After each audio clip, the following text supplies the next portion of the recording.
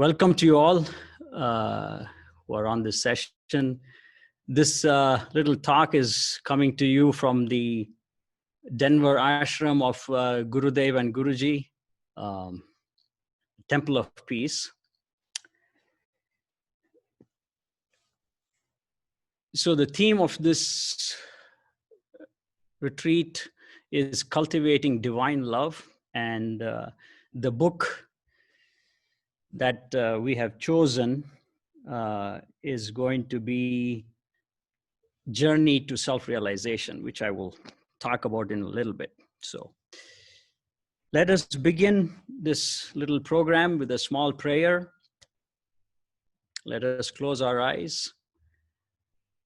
On this auspicious week, let us remember Gurudev and our loving Paramahamsa Yogananda.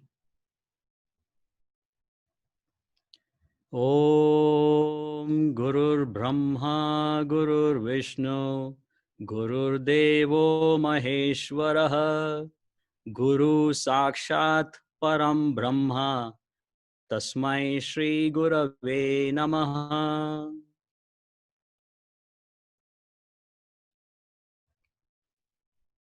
My humble prostrations to God Almighty, that one omnipresent, all-pervading consciousness, humbly bowing down to all of the Kriya Yoga masters, my prostrations to the saints and sages of all spiritual paths,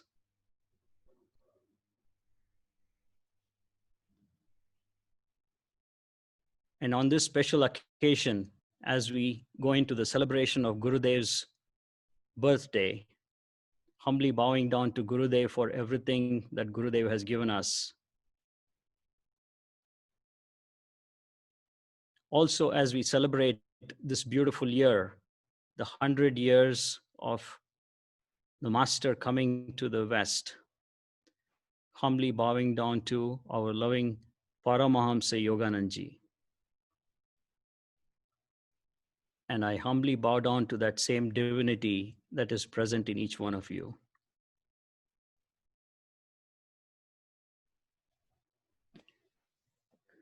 Good afternoon, and welcome once again.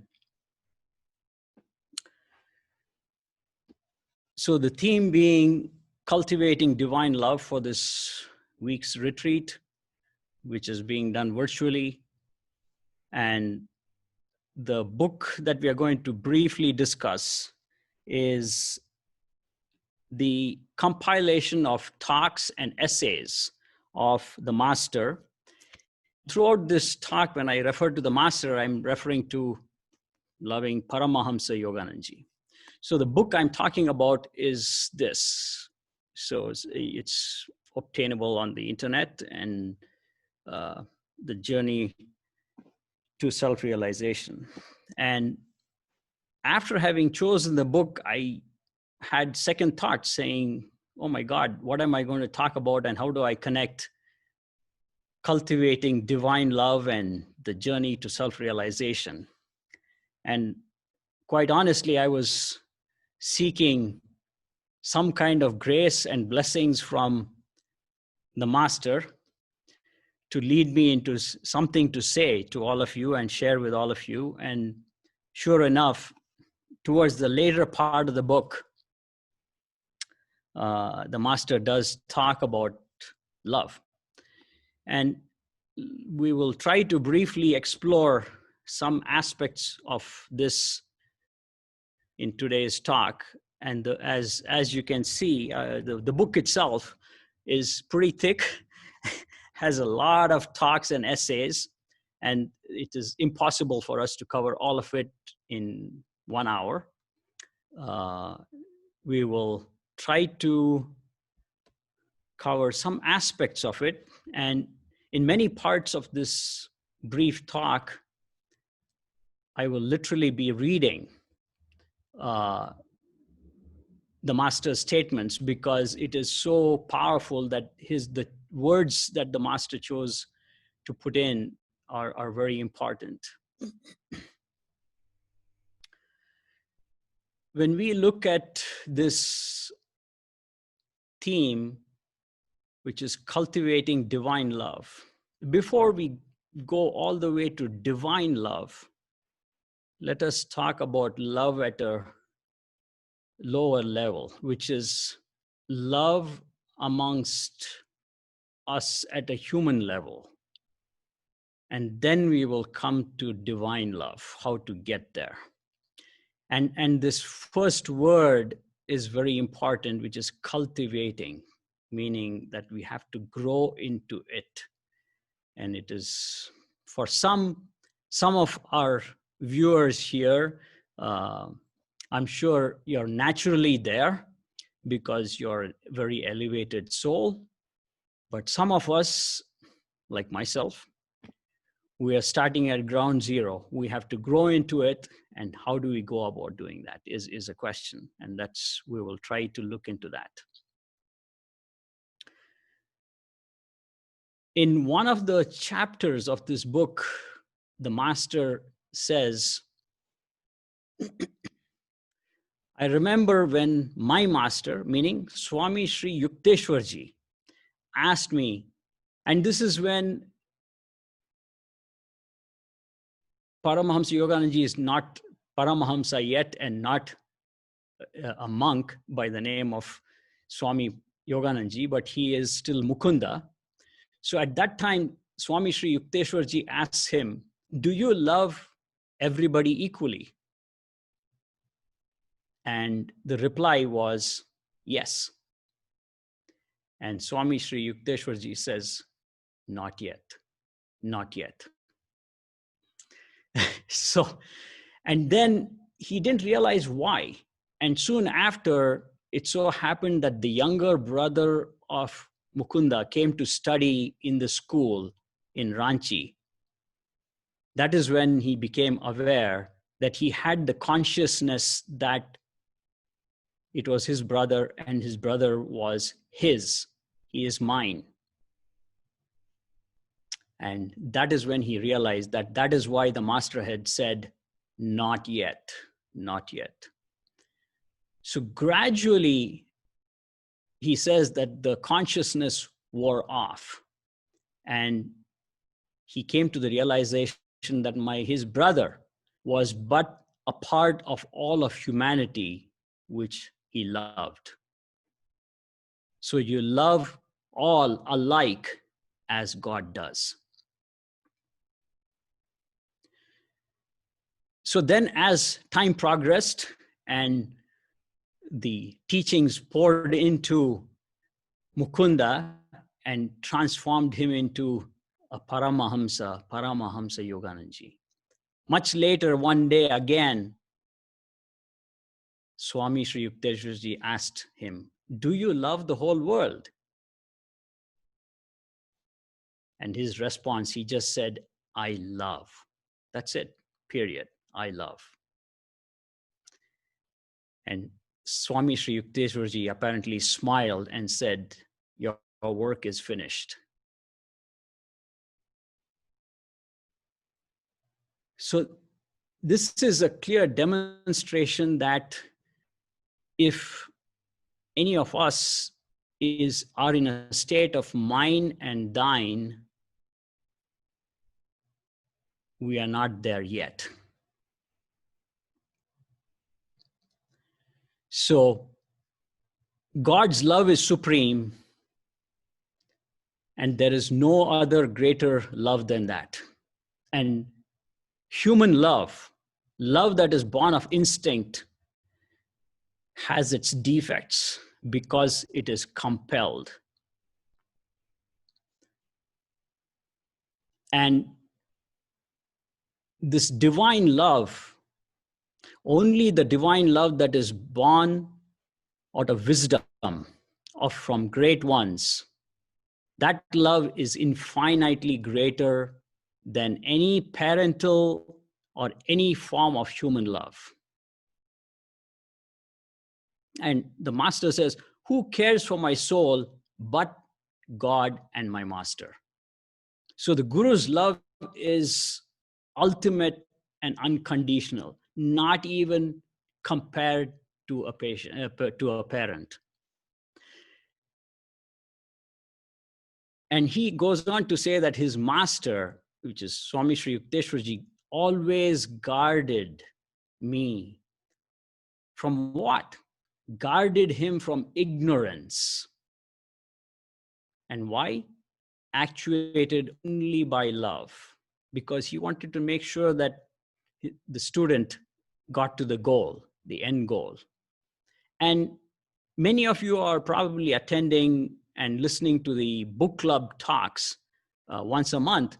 And there is that one incident where Mukunda, in spite of his master's insistence that he not go towards the Himalayas or go elsewhere, and that everything will be available right there with him, he still chooses to disappear to see another monk who is very, very elevated, an elevated soul. And the guru, and then he comes back after that to Swami Sri Yukteswarji and asks him, are you unhappy because I did this? And he says, no. You can go, do whatever you want. But my love is unconditional. It is there. And in this book, The Journey to Self-Realization, the master is talking about, he says, real love is when you are constantly watching the progress of unfoldment of the soul. As soon as you cater to someone's physical desire and bad habits, you are not loving that soul anymore.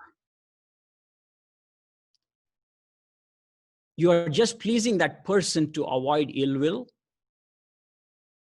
And he cautions and says, never agree with anyone who is wrong, not even those who are nearest and dearest to you.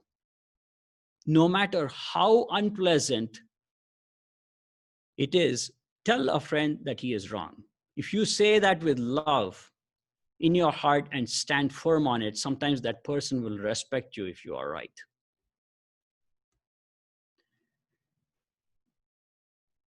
And the master says, he's just pleading to the audience that is reading his book. And he says, so this is my prayer to you, that all of you learn how to be true friends, how to be truly loving souls. If you have that divine attitude, then you will literally be the conqueror of hearts. And there is nothing more satisfying than that. And he says that you will never be alone when that happens, and you will also attract to yourself many real souls. And even if there is that remote instance that you are left alone, you are still with God. So just a few minutes ago, the master is saying that his guru, Swami Sri Yukteswarji, protected him from the ignorance. So let us keep these key words in us. The first one is ignorance. And now the master begins to talk about yet another issue, which is, he says, attachment cannot form this spiritual bond. Love can. Nature is dancing this dance macabre, the dance of death. Love outlasts death and the ravages of time. So he, again, coming back to this, he says attachment is completely disastrous because it is that which is compulsive, and it's very narrow, and it's very limiting. And the example he gives is, as soon as a baby is born to a mother, instantly there's a feeling impressed on the mother falls in love with the baby. If not, what will happen? She will not take care of the baby. So it is nature. Automatically, this feeling is impressed upon the mother to love. So the compulsion to love our family members was given to us as a first lesson, he says, in learning to give to all unconditionally. That is the first lesson, and then we have to grow it.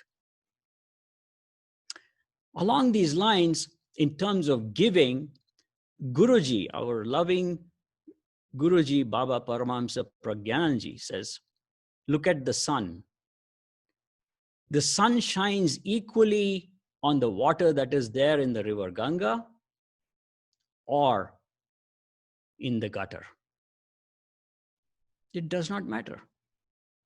So the sun is a symbol of universal love, unconditional love of the sun on all creation. And this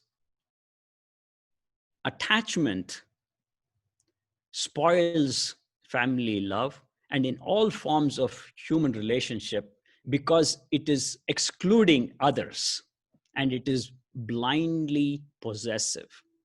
So he says, disband attachment and learn to give true, sincere love to all. And so it is indicative that true love is impersonal and not bound by anything. And this, when we look at this word attachment, it is yet another weakness within us. Ignorance is one, attachment is another. And that is where, when we look at the teachings of Gurudev, he has quoted, and also Guruji quotes the great Sri Ramakrishna Paramahamsa, where he talks about ripe mango and unripe mango. So the unripe mango, if it is forcibly detached from the tree, okay, it may become a good pickle, but it does not become a ripe mango. It doesn't have the smell. It doesn't have the sweet taste. And he reminds us that when that mango becomes ripe, the color changes, number one. The smell is phenomenal. And then if we eat the mango, now it's mango season in Miami. I'm sure many of you are having fun over there. So enjoying the mango, it complete sweetness. It has completely transformed from a sour pickle mango to a sweet mango. And in that instant, the mango, when it is ripe, automatically detaches itself from the tree naturally. And that is where this question comes about, saying, if you're not attached, how do you live in the world? And there again, we come back to Gurudev's teaching, and he says, be compassionately detached. Again, quoting and coming back to the teachings of the master, he says, we must learn to love our family purely, to love our friends purely, to love our country purely, to love all mankind purely. And then he says, patriotism is wonderful, but if it leads to aggression, then it is wrong. And patriotic egotism is bad. And nations should be aware of egotism. So we have heard about ignorance, attachment, and egotism, ego. Three weaknesses, 3 points of growth for all of us before we can get to the point of divine love. We have heard a couple days ago, Swami Atmavidyanandaji talk about Mirabai, the Rajput princess as he was concluding the talk, he said she just surrendered to Lord Krishna, and what was left behind was just her clothing, and she just disappeared. She emerged. How can that happen to us? Why is that not going to happen to us? Why is that not happening?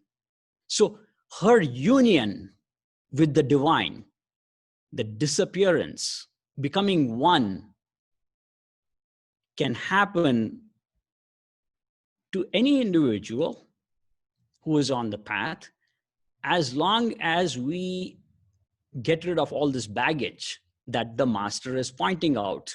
He says ignorance, attachment, ego. So these are all the problems. So when we talk about cultivating divine love, we still need to climb the steps.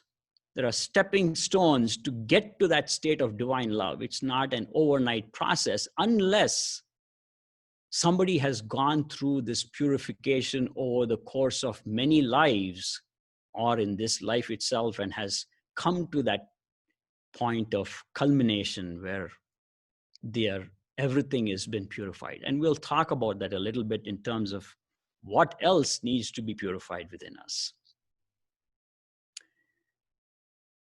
And so the master goes on to say, that is the love of God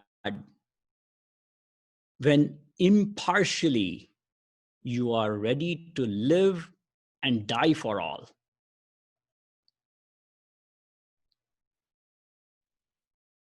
And this is where he begins to introduce the other aspect. He says, it is so wonderful to be good and to be humble. Egotism repulses. Humility attracts. When man behaves in a humble way, he strikes a beautiful chord in the hearts of others. A man of humility, he says, easily exercises spiritual influence on others. Such a one has satisfaction that he has done his best on the earth. So the more humble you are, the stronger you will be in spirit, the master says again. And so he has contrasted the other side of ego, which is the opposite of ego, is we have to become humble. And just like myself sitting here, he says,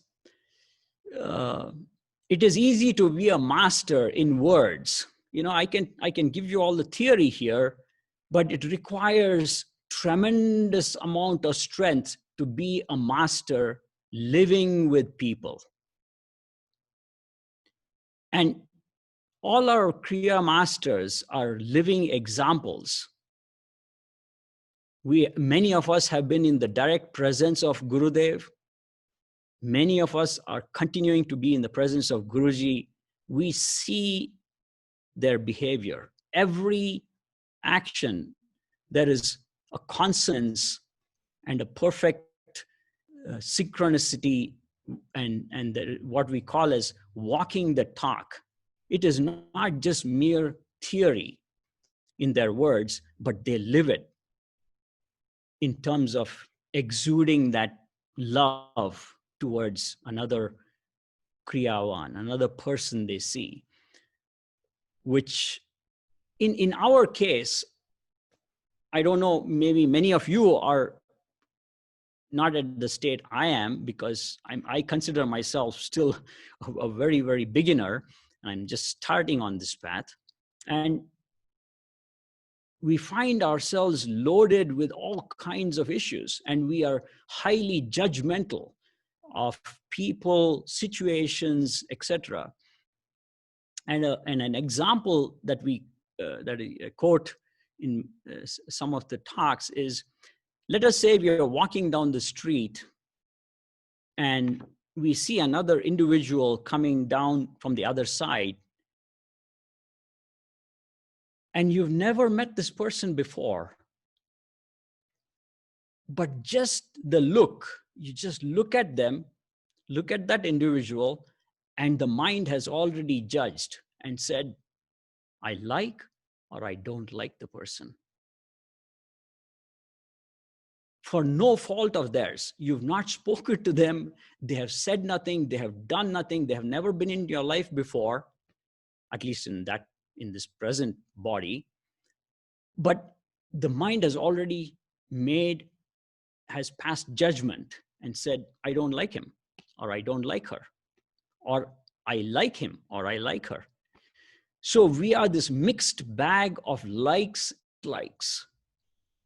So that is yet another issue that we have to confront before we even get to the point of divine love, where I'm not able to love my fellow brethren, a fellow journeyman on this way to self-realization. And here the master says, he said, and he quotes the similar kind of a situation, and he says, everyone sees and judges you according to his own mind. So the mind of many of us, except for the realized masters, is heavily tainted, heavily influenced by the samskaras, the latent impressions of past lives. And in this particular book and this particular section of the book, the master is narrating a beautiful story. And he says, a young boy traveled with him and probably a few others from all the way from the east coast of the United States to Los Angeles. And this young boy, he went out of his way to criticize everything. So, and the master was just listening and watching this. And it so happened that apparently Paramahamsa Yogananda has this beautiful dark hair, right? Long hair. And you can see in the corner of our altar, the corner picture that's sitting on the table is the young Paramahamsa Yogananda with his dark hair. And so before his lectures, he would comb his long hair. And this young boy was always analyzing me, he says. So, but what the young boy did not know was, Paramahamsa Yogananda says, I had turned my mental camera on him also. So both of them are analyzing each other. It's a good drama, right? So after 2 weeks, the master says to the young boy, he says, I want to have a chat with you. And then he says, what have you been writing about me in your letters? So the young boy has been writing letters. And listening to this, the young boy is startled and shocked. And instantly he says, someone has been opening my letters. And so promptly the master says, so you admit that writing about me. And then he goes on, the master goes on to say, since I knew you were writing, I have been taking very special pains to stand before the mirror and exaggerate the combing of my hair. So he is giving the young boy an opportunity to make his mind more judgmental and write everything possible. So having been caught at this, the young boy became really ashamed. So this is again demonstrating that the mind is just observing, but is making judgment over it and wonder what he was writing in those letters. So then the master goes on to say, he says, whatever you are before God and your own conscience, that is all you are. That is what you are. And it doesn't matter, even if the whole world misunderstands you, nothing is lost. You are what you are. And he also goes on to say that to stand to criticism is a very effective way of becoming a good or a better individual. And as many of you have read the book, the small little books that Guruji has been releasing, freedom from fault-finding nature. So that is where the master says, though it is easy to criticize others than to find fault in yourself, first of all, it is very important to find and correct those faults within ourselves. And that is yet another weakness within us that has to be cleaned before we get to divine love, right? So, and the master says, remember, he has also of growth. Yes, we agree that he has had a divine birth. He has already done a lot of homework in his past lives.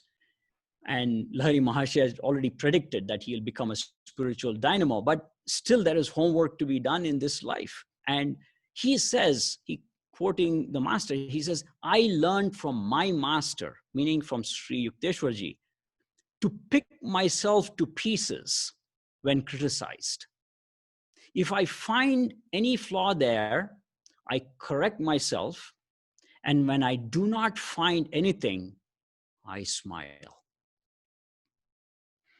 When we look at the statement and we see the master analyzing himself, to be able to even do that in an unbiased way itself is a phenomenal achievement, because the human mind is biased. The human mind is biased to the point where it says, I'm perfect, I'm flawless. No. If somebody blamed me, no, that is his problem. I have nothing to do with that. So that is the way the mind is. It does not want to look back and says, there is a problem, there's a weakness, I need to fix it. So to even get to that point, it is like an alcoholic acknowledging that they have a problem, that they are a confirmed alcoholic.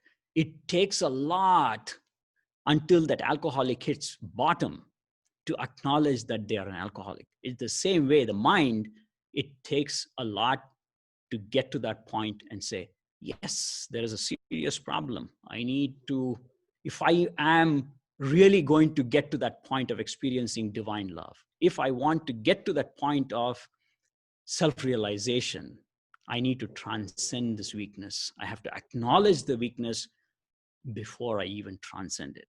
So this itself is, you can see that it is phenomenal greatness on the part of the master. And we all go through all kinds of experiences in life. And here the master is saying, God sends to you those experiences you need that you might profit by them. These experiences are causing us to evolve because we are not there yet, because we are on the journey. We are on the journey to self-realization. And on this journey, we have to evolve. And these experiences that we go through in life are what cause us to evolve. And the master says, if you run away from those lessons, you will still have to learn them sometime, somewhere else. Every experience is a good teacher, he says, if you learn from it. But it is a tyrant if you abuse that opportunity and with resentment and non-understanding. If you resent that experience, that individual, whatever it is, so it is a problem. And here he says, with the right attitude, life in reality is very simple and very easy. And as he talks about this aspect of the heart and the love aspect of it, he says, whatever he is saying, he says, whatever I say is not merely words, but what I feel for all of you. And as he is delivering this particular talk, he says, the Lord gave me the vision of the entire world just now as I'm talking to you. And he says, and Lord is saying to him, he says, I love all and have given freedom to all to cast me away or to accept me. If I follow my wishes or go against me, if they follow my wishes or they go against me, I still love them all. Though I gave them my love heedlessly, they are destroying one another with hatred and killing each other with bombs. I still love them all. They shall feel my love if they seek it in the temple of hearts. This love I have for all nations and all civilizations, irrespective of their wrongdoings, is the love thou must have, that thou mayst be able to feel and understand my love for all. It's unconditional. And he says, this is the message of the Lord to all of you, all of us.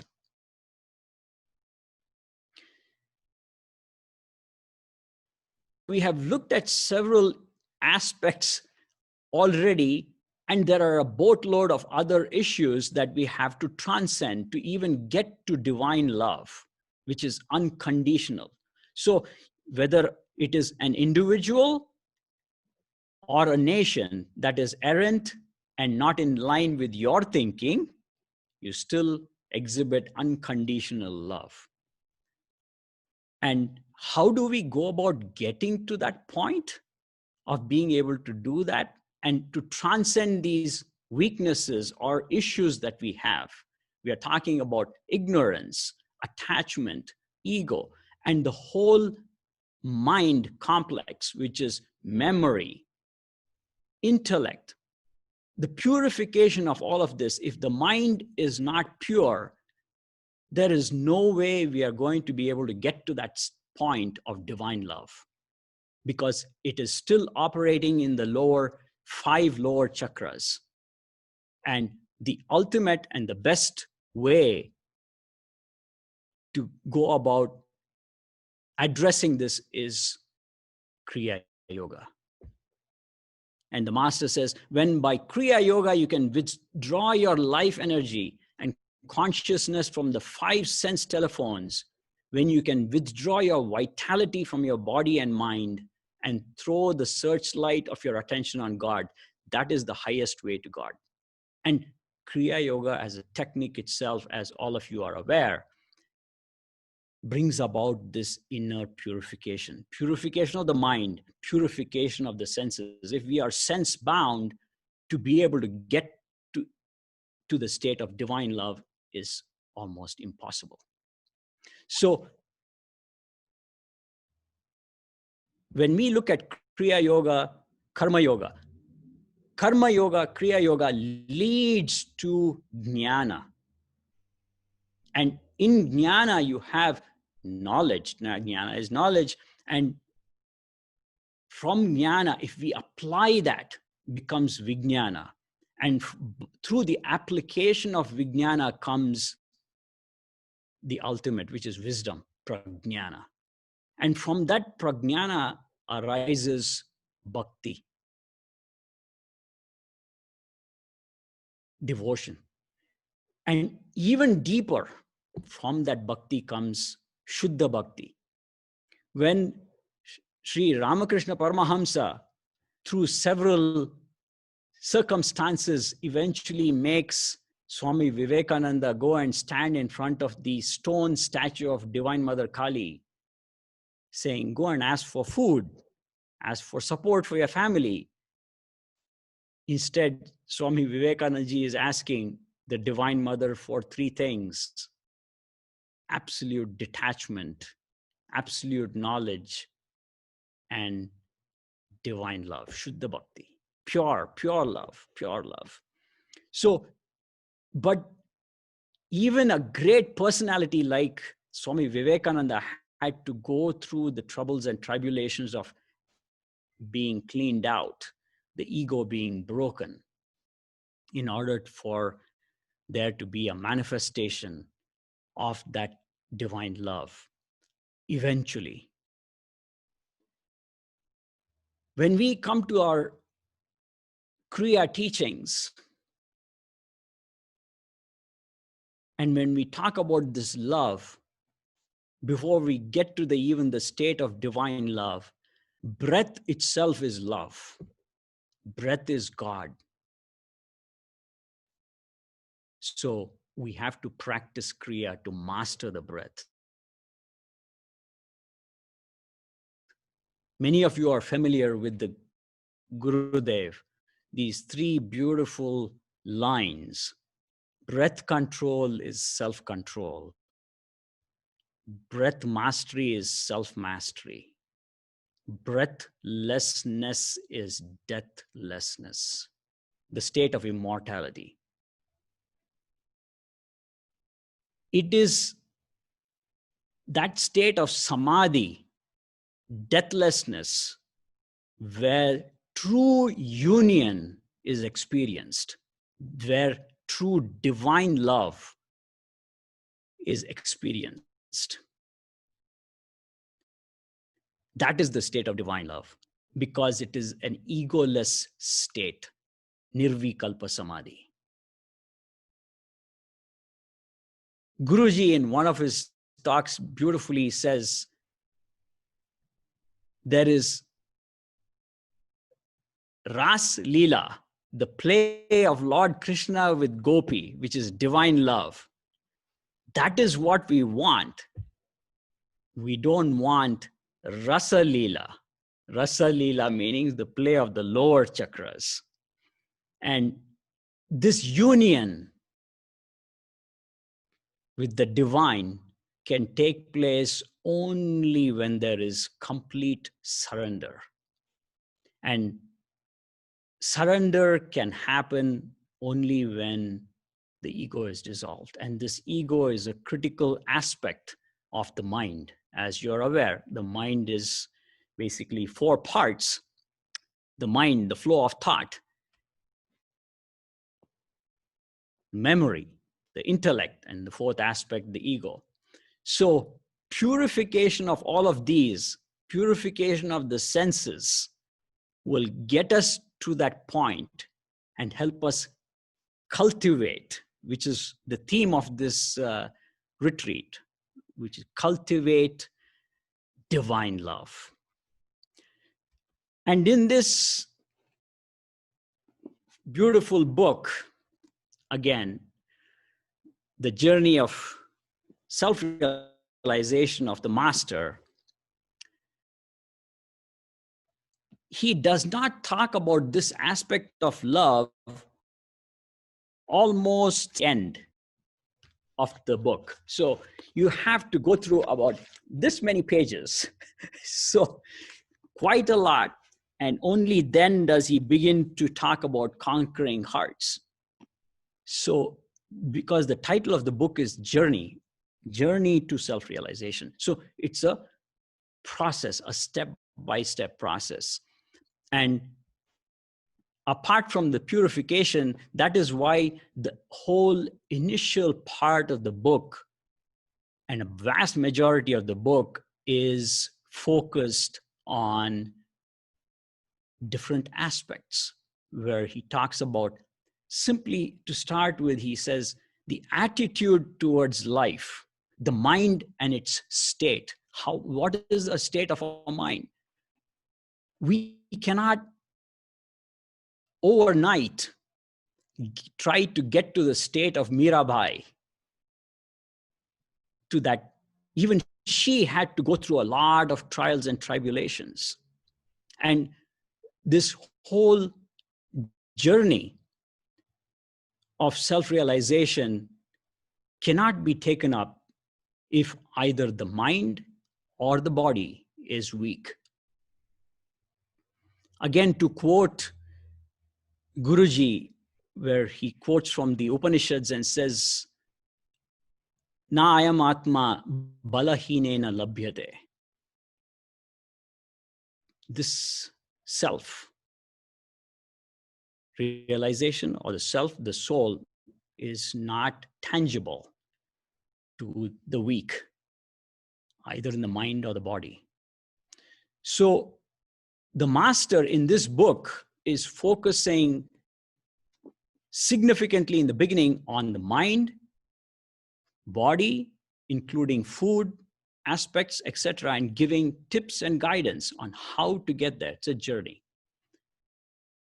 And this topic that we have today, the how to cultivate divine love, comes about at a much later stage, towards the end or even later, as a part of culmination of self-realization. But we, as travelers on this path of self-realization, some of you may be already there. Congratulations to you, and wonderful. But somebody like me, who is just starting on the path, we have a long way to go. Starting with simple thing like thought. You're sitting for meditation and there's all kinds of thoughts coming up. And then the intellect, if it is not pure, it is not discriminatory. And so here, the master is giving us several tips. He's talking about the state of mind. And some of us are starting on this journey later in life. And we may conclude and say, if you look at this guy who's talking to you, you say, oh, this guy's got, his beard is all white, he's an old guy. And that's true, I'm an old guy. But Paramahamsa Yogananda says, no, I don't accept that. He says he has a complete different definition of youth and old age. He says the definition of youth is that state of body, mind, and soul in which one feels the acme, the zenith of joy and power. So if you want to, you can retain that state indefinitely. It is completely left up to you. And conversely, you can very easily lose it. And when he talks about the initial aspects, the kind of attitude we keep towards life, and he has always advocated, he says, smile all the time, be a smile millionaire, regardless of what problems rack us. And we were talking about these several issues that we are trying to transcend. We are trying to transcend the senses, the mind, and even deeper when we start going into it, we're trying to transcend our own nature, the different gunas which are causing us to behave in a certain way. So all of that has a bearing on our attitude towards life, and the master is talking about that, and he says a positive attitude is first and key as we begin this journey on to self-realization. So he says, harbor no form of anger or malice towards anybody also. And so it's critical. He talks about exercise, how important walking every day, to breathe properly, to fill the lungs, to oxygenate and revitalize the body, and overindulgence of the senses, not to overindulge the senses, causing disease and old age. How to live into that. And he has a significant emphasis on habits. We have all kinds of habits that we have either brought into this life from several previous lives. And he says we have to break those, the tenacity of habits. And this habit, Guruji also has talked about it. He says, have it, and it becomes a habit. So we have to change it. For example, not all habits are really that bad. For example, I may have a habit of sleeping late into the morning. And that goes my morning meditation. But I can change that. It is all within my hands. And that is where the master goes on to say, the thoughts are molding your actions, and your mental convictions from repetition of those actions is the fire that hardens the thoughts into unyielding habit patterns. So you want to change that, breaking and changing the habit. And he says, old age is a state of mind. And the master says, one must never give up hope of becoming better. And he says, a person is old only when he refuses to make the effort to change. That stagnation, that stagnant state is the only old age he recognizes. So that is old age for the master. So, and that is important for us to keep that, saying, doesn't matter, I'm starting now, no problem. Let me start, and I'm going to go past this thing and make myself every qualified student. And Guruji emphasizes that quite a bit. When we talk about cultivating divine love, in order to get to that state of divine love, have I become qualified as a disciple? What is my qualification? Where am I?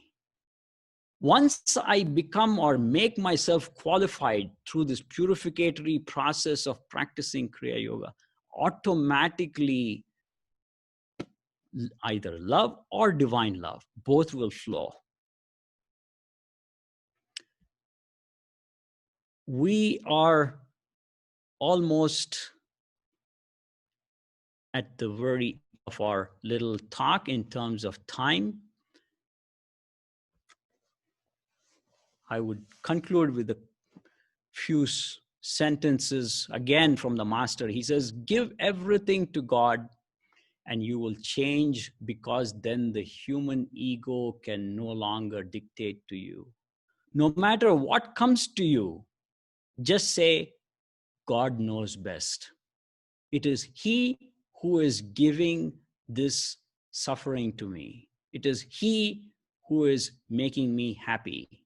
With this attitude, all your nightmares of life will change into a beautiful dream of God.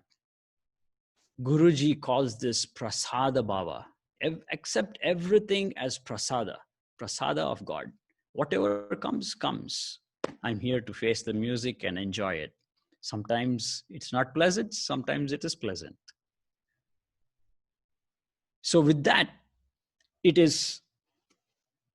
I'm a couple minutes away from the time. We have a nice thick book here, and it is impossible to cover all of the contents of this book in an hour. But we've tried to tailor this content to the theme, which is cultivating divine love. In order to get there, if we make ourselves qualified, it'll automatically happen. So with that, I would like to take leave of all of you.